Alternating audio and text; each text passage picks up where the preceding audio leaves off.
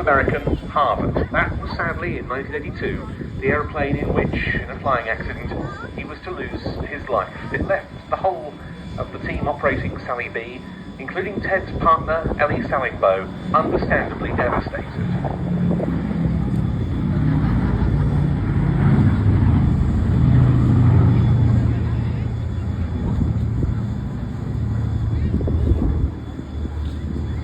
Ellie, after whose surname the aircraft had been named, Sally B, was, as ever, not to give up. She decided to carry on operating the B-17, and she has remained its operator ever since. And this season, we mark 50 incredible years for this aeroplane on our display circuit, not just flying at air shows, but also giving memorial flypasts at countless events.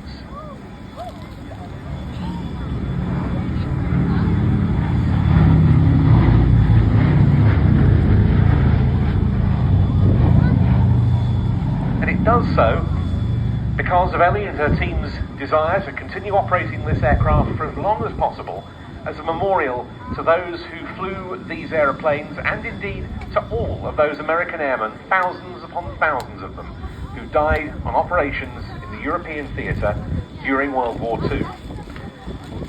But keeping an aircraft like this airworthy in private hands, because this is a privately owned aeroplane, it receives no official support, is a very expensive and very taxing business.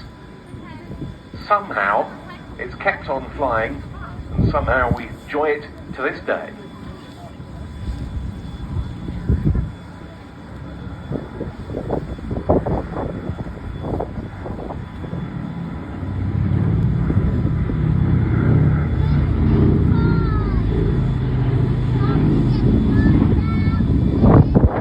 It has, of course, been the star of many productions on the big and small screens, most famously 35 years ago now,